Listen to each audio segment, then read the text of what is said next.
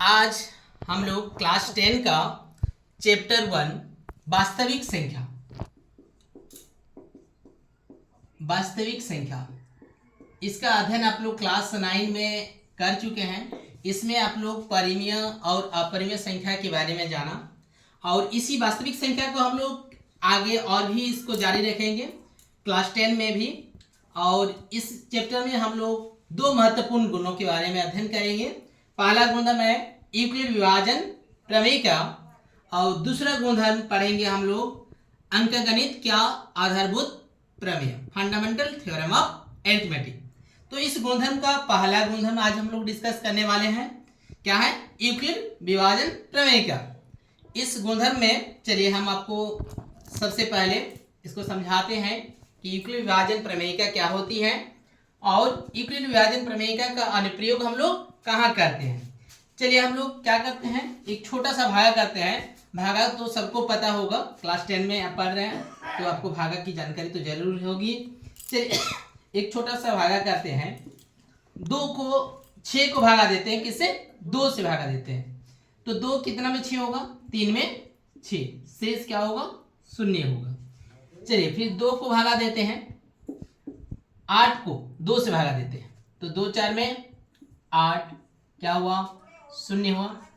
चलिए फिर दूसरा भागा देते हैं 11, 2 5 में 10, शेष क्या बचा? 1 बचा। चलिए और एक लेते हैं, चलिए 26 लेते हैं। 2 1 में 2, 6 2 3 में 6। तो इसमें हम क्या देख रहे हैं कि जब हम 6 को 2 से भागा देते हैं तो शेष मेरे क्या आता है? 0 आता है। अगर 8 को 2 से भागा देते हैं तो शेष 0 आता है। 11 को 2 से भागा देते हैं तो इसका भी शेष क्या आता है? 1 आता है। और इसका शेष क्या आता है? 0 आता है। तो हम इसमें क्या देख रहे हैं कि जब किसी संख्या को 2 से भागा दे रहे हैं तो शेषफल हमेशा 0 आ रहा है, नहीं तो 1 आ रहा है। क्या आ रहा है? 0 और 1, इसके अलावा और कोई भी शेषफल नहीं होगा। तो इससे क्या पता चल रहा है कि 2 से अगर विभाजित करेंगे तो मेरा शेषफल हमेशा 2 से छोटा होगा। क्या क्या होगा? 0 होगा और 1 होगा। इसी प्रकार अगर हम 3 से भगा देते हैं किसी संख्या को तो शेषफल हमेशा 3 से छोटा होगा। क्या क्या होगा? 0 होगा, 1 होगा, 2 होगा। अगर 4 से भगा देंगे तो शेषफल हमेशा 4 से छोटा होगा और शेषफल क्या होगा? 4 से भगा देने पर 0 होगा, 1 होगा, 2 होगा, 3 होगा, इसके अलावा और कुछ नहीं होगा। ठीक है, इसी प्रकार आप बताइए इसमें 7 से अगर हम भगा देंगे तो शेषफल क्या क्या होगा? इसको आप लोग कमेंट्स में जरूर बताएंगे कि 7 से भगा देंगे तो मेरा शेषफल क्या क्या होगा। चलिए इस यूक्लिड विभाजन प्रमेयिका को हम एक उदाहरण के तौर पर समझते हैं। चलिए हम आपको एक कहानी तरफ से बता रहे हैं कि एक अंडा विक्रेता था। वो क्या कर रहा था? कुछ अंडे बेच रहा था। ठीक है, तो उसका क्या होता है, एक आदमी से झगड़ा हो जाता है और झगड़ा होने से क्या करता है, वो आदमी उसका सभी अंडा लेके उसको अंडा को फोड़ देता है।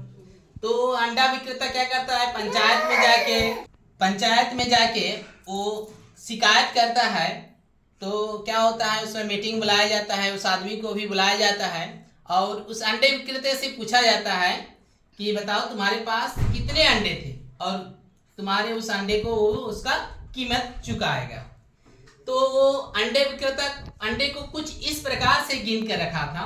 क्या गिन कर रखा था कि अगर दो करके गिनेंगे तो 1 बचेगा, अगर 3 करके गिनेंगे तो 2 बचेगा, 4 करके अगर गिनेंगे तो 3 बचेगा, अगर 5 करके गिनेंगे तो 4 बचेगा, 6 करके गिनेंगे तो 5 बचेगा, 7 करके गिनेंगे तो कुछ नहीं बचेगा, 0 बचेगा। और उसके पास 150 से अधिक अंडे नहीं थे। तो आप बताइए कि उसके पास कुल कितने अंडे थे? चलिए इस पहले का हम लोग सॉल्व करते हैं। उन्होंने किस प्रकार से गिन कर रखा था कि 2-2 करके गिनेंगे तो 1 बचेगा, 3-3 करके गिनेंगे तो 2 बचेगा, 4-4 करके गिनेंगे तो 3 बचेगा, 5-5 करके गिनेंगे तो 4 बचेगा, 6-6 करके गिनेंगे तो 5 बचेगा और 7-7 करके गिनेंगे तो कुछ नहीं बचेगा। तो इस कथन से क्या समझ में आता है कि वो जो उसके पास जो अंडे थे ना वो 150 से अधिक नहीं थे, ठीक है, यानी कि 150 के अंदर में थे उसके पास अंडे। और एक चीज है कि अगर वो संख्या जो है अगर हम 2 से भागा देंगे उस संख्या को तो शेषफल कितना बचेगा, 1 बचेगा। 3 से अगर उस संख्या को भागा देंगे तो शेषफल 2 बचेगा। 4 से भागा देंगे तो शेषफल 3 बचेगा। अगर उस संख्या को 5 से भागा देंगे शेषफल 4 बचेगा। 6 से भागा देंगे तो 5 बचेगा। 7 से भागा देंगे तो कुछ नहीं बचेगा।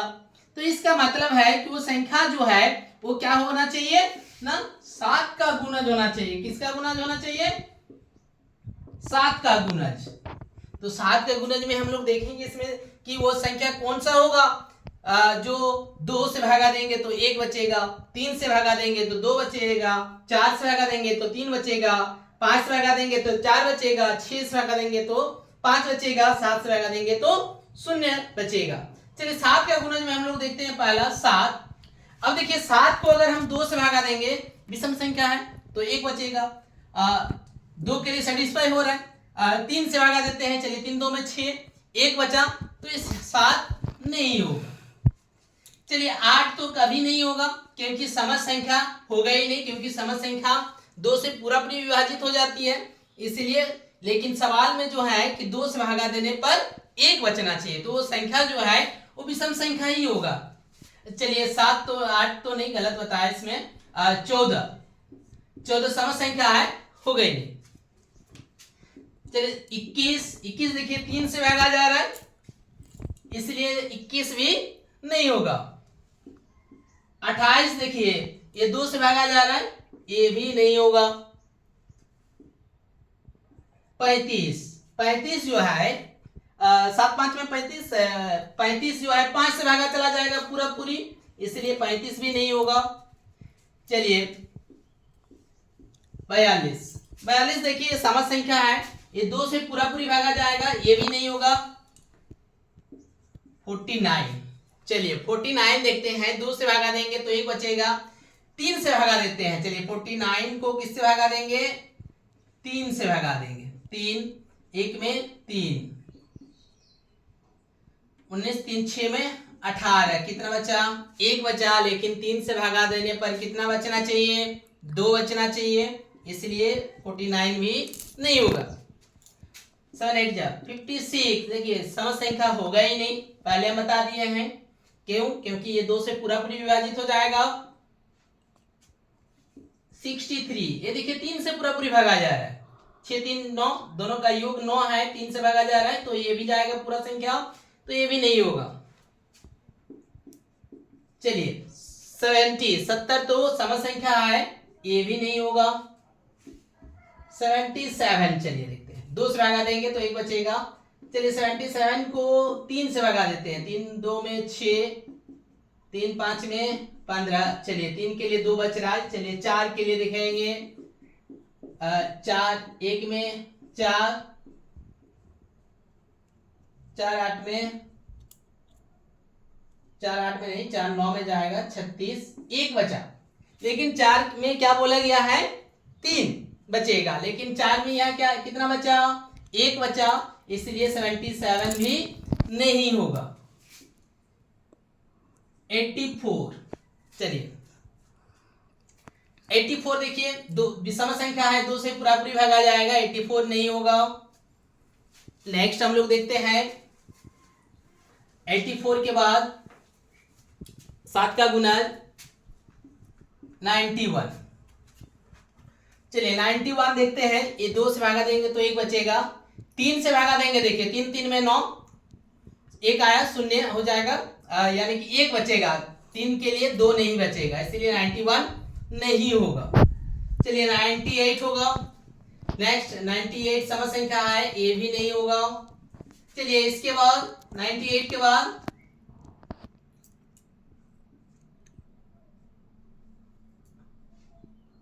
105।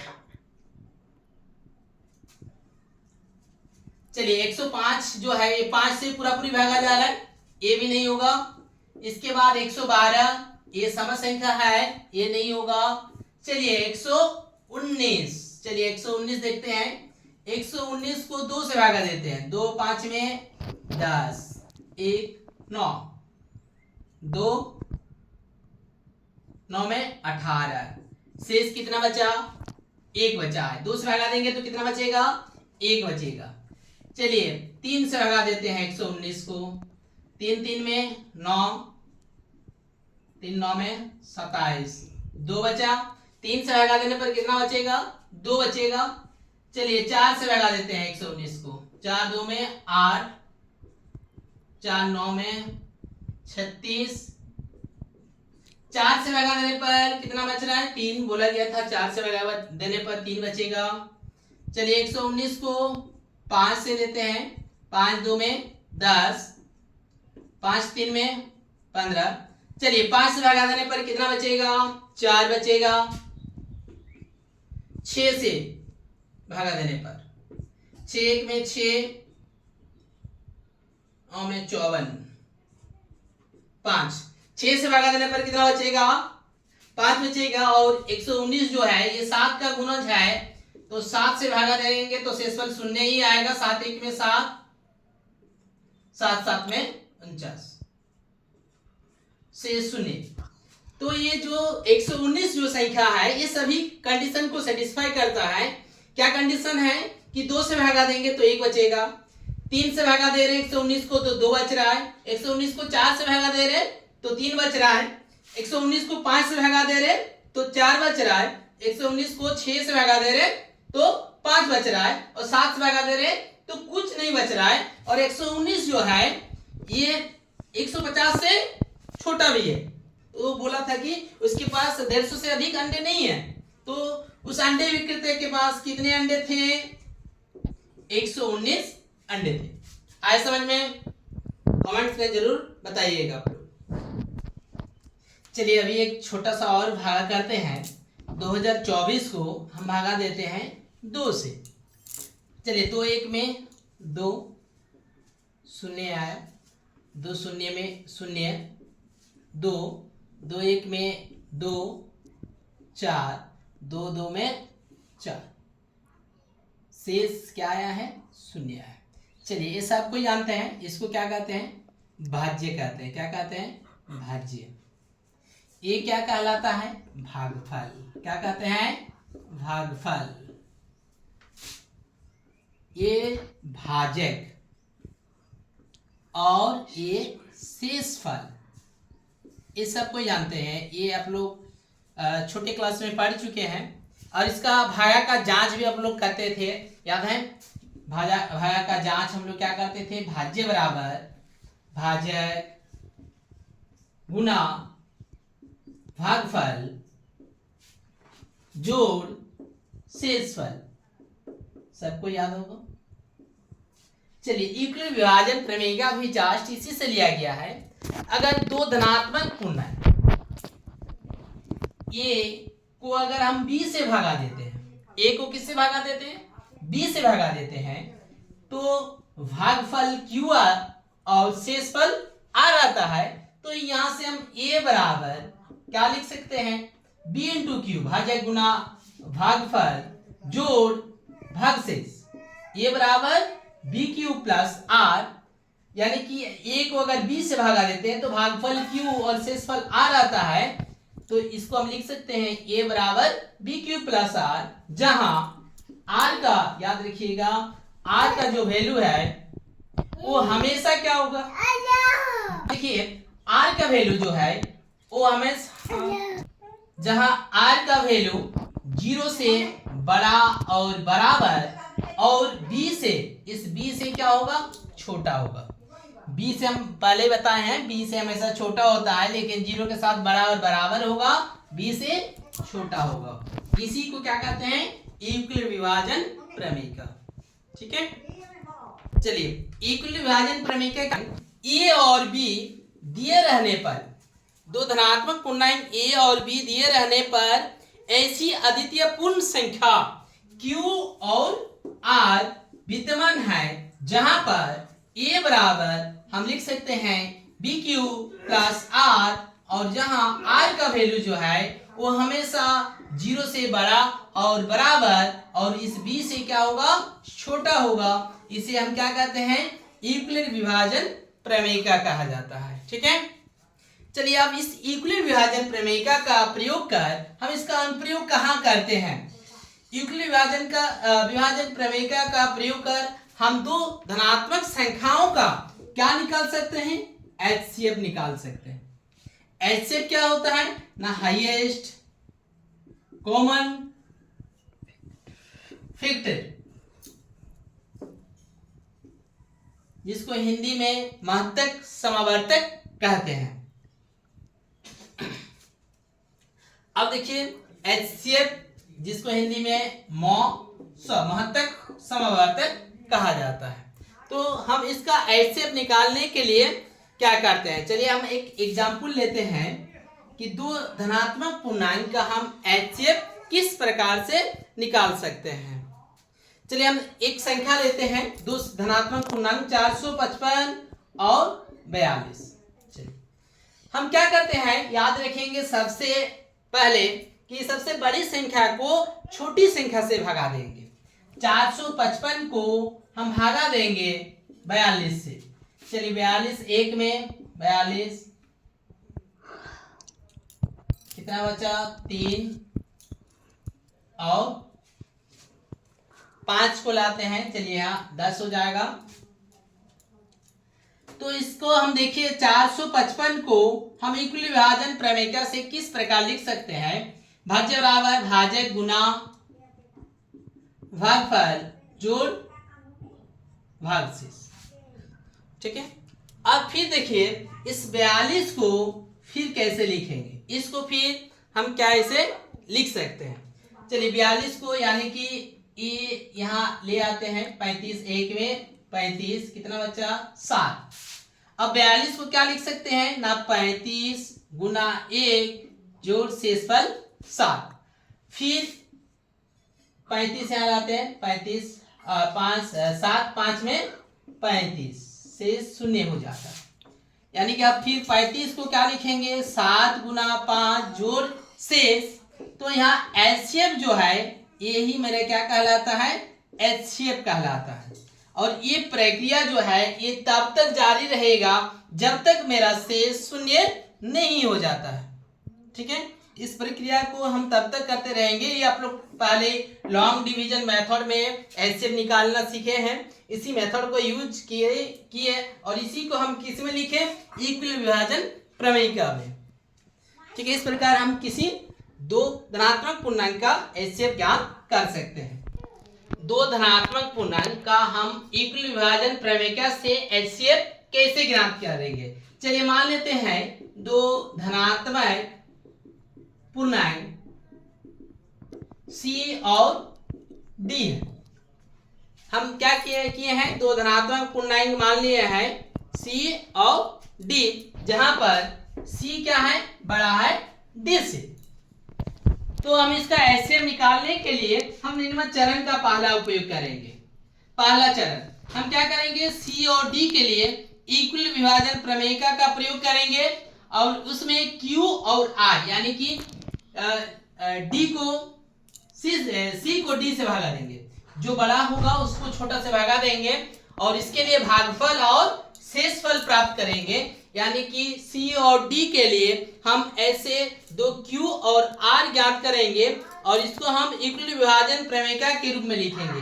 तो C बराबर क्या लिख सकते हैं, DQ प्लस R, जहां पर R का वैल्यू जो है 0 से बड़ा और बराबर लेकिन D से छोटा। ठीक है, इसको कैसे लिखा गया, ये यूक्लिड विभाजन प्रमेय के रूप में लिखा गया। ठीक है, ये पहला चरण हो गया। दूसरा चरण क्या करेंगे, इसमें यदि इसमें R का वैल्यू 0 आ जाता है आर का वैल्यू क्या आता है 0 आता है, तो ये HCF जो है ये मेरा D क्या हो जाएगा, उस C और D का क्या कहलाएगा, HCF कहलाएगा। ठीक है। अगर दूसरा कंडीशन केस नंबर 1 ये हो जाता है कि R का वैल्यू अगर 0 आया।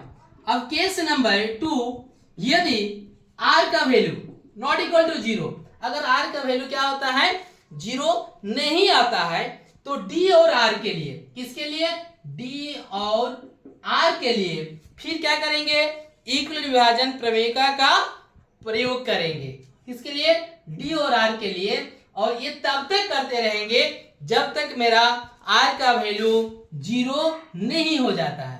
जब R का वैल्यू 0 हो जाएगा, उस स्थिति में क्या होगा, वांछित जो भाजक होगा वो उसका क्या कहलाएगा, HCF कहलाएगा। वांछित भाजक क्या कहलाएगा, उसका HCF का, जब R का वैल्यू 0 होगा। चलिए इसको हम एक उदाहरण के तहत से समझते हैं। इसमें दो धनात्मक पूर्णांक दिया हुआ है।